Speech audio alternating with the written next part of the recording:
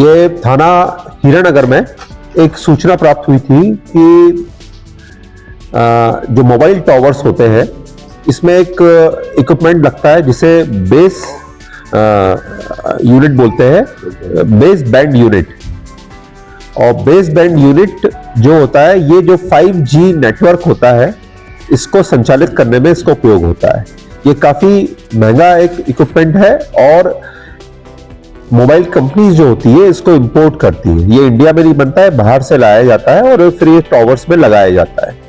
तो ये लगातार इस तरह की चोरियां हो रही थी, पुलिस को लगातार सूचना मिल रही थी, पुलिस द्वारा इसमें अपराध कायम किया गया और विवेचना प्रारंभ की गई। जिन स्थानों पर ये टावर्स में से चोरी हुए थे उन स्थानों का लोकेशन ज्ञात करके पुलिस द्वारा उसमें लगातार मुखबिरी प्राप्त की गई। और जब पुलिस का जो विश्वस्त मुखबिर थे उनके द्वारा सूचित किया गया कि जो व्यक्ति जो पूरा जो 2-3 लोगों का एक गैंग है जो इस तरह की वारदातें कर रहा है, उनकी जब सूचना प्राप्त हो गई तो पुलिस ने दबिश दी। और वहां पर एक व्यक्ति जिसका नाम राहुल पिता गिरधारी लाल चौरसिया, ये मूलतः नरसिंहपुर का रहने वाला है और यहाँ पर विजयनगर क्षेत्र में रहता है। ये पुलिस ने इसको हिरासत में लिया। पुलिस द्वारा इससे सघन पूछताछ की गई और बीबी यूनिट के बारे में पूछा गया। तो फिर इसके द्वारा बताया गया कि इसने इंदौर के 4 स्थानों से, जो 4 स्थान है वो सुखलिया है, स्कीम नंबर 136, अभिनंदन नगर और बापट, जो चारों जो है वो विजयनगर और हीरानगर क्षेत्र के क्षेत्र है। इन चारों स्थानों पे जो टावर्स थे, मोबाइल टावर्स थे, वहां से उन्होंने बीबी यूनिट चुराई थी। और चुराकर ये लोग जो कई और देने का प्रयास करने वाले थे, लेकिन पुलिस ने ये चारों ही यूनिट को जब्त किया है। पुलिस द्वारा जो जियो नेटवर्क के जो अधिकारी थे उनसे भी संपर्क किया है और भी हमें जानकारी मिली है जो इस रैकेट को पर्दाफाश करने में हमें सफलता दिलवाएगी और जल्दी हम इसमें और भी खुलासा करेंगे।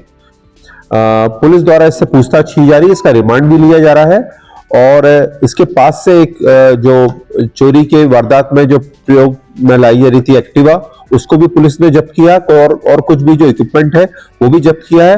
आप लोगों की नॉलेज के लिए बता दूं कि जो बीबी यूनिट होता है इसमें जैसा मैंने बताया कि इंपोर्ट करती है कंपनीज, लेकिन इसमें एक बहुत कम मात्रा में सोने का धातु जो होती है वो भी एक रहती है और संभवतः लोग इसको डिसमेंटल कर देते हो।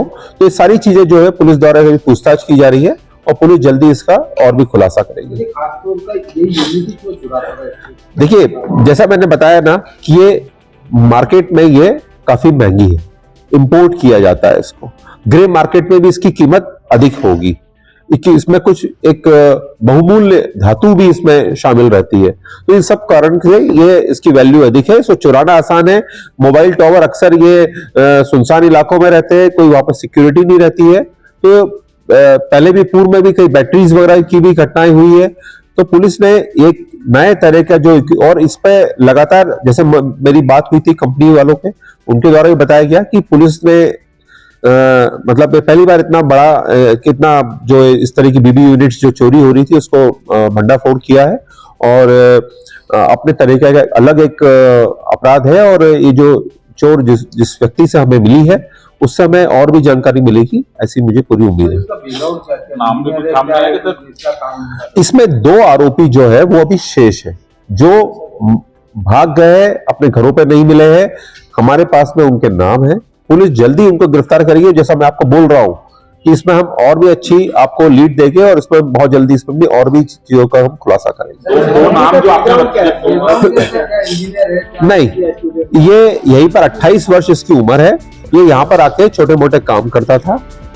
पूर्व का कोई रिकॉर्ड नहीं है इसका, लेकिन संभवतः इसको कहीं ना कहीं से कुछ टेक्निकल इसका बैकग्राउंड होने के कारण इसको कुछ ना कुछ इसको जानकारी प्राप्त हुई होगी। हो सकता है कि ये 2 व्यक्ति हो, उनके पास कुछ एक जानकारी हो। तो और भी अभी जैसा मैंने बताया रात की घटना है ये, पुलिस ने अभी प्राथमिक तौर पर इससे पूछताछ की है। पुलिस जल्द ही इससे डिटेल में पूछताछ करेगी और इससे और भी जो हमारे जो एविडेंस है वो हम कलेक्ट करेंगे। नहीं, व्यक्ति जो है वो नरसिंहपुर का रहने वाला है और यहाँ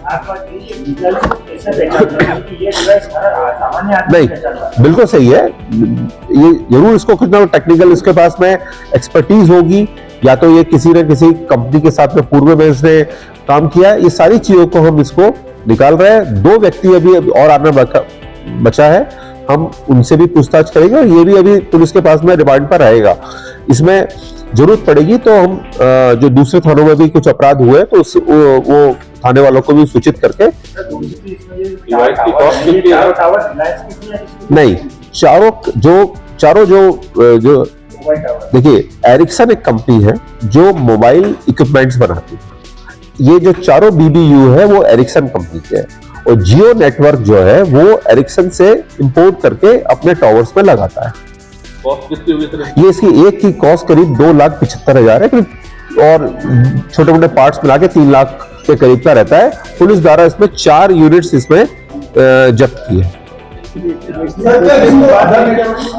नहीं, अदर नेटवर्क में यूज नहीं हो सकता। वो अदर नेटवर्क में इसका एक कॉन्फ़िगरेशन होता है, वो कॉन्फ़िगरेशन वो सिर्फ जियो नेटवर्क के लिए होगा।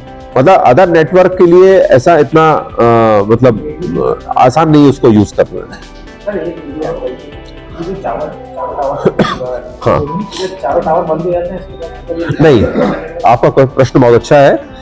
क्या होता है जब 5G जिसके कारण संचालित हो रहा है, जो इक्विपमेंट के कारण वो नहीं रहेगा तो उस इलाके में 4G नेटवर्क चलता रहेगा, 5G नहीं चलेगा। तो कंपनीज को इस तरह के नुकसान भी होता है। तो ये मतलब 5G नेटवर्क चलता रहे तो उसके लिए ये उसमें मोबाइल में लगा, इस टॉवर में लगा रहना चाहिए। देखिए, मैंने आपको पहले ही बताया है, इसमें कई चीजें अभी पुलिस इन्वेस्टिगेशन में है। अभी बहुत सारी चीजें जो है हम जल्दी इसका खुलासा करेंगे और हमें पूरी उम्मीद है कि हम इसमें अच्छा और लीड आप लोगों को देंगे।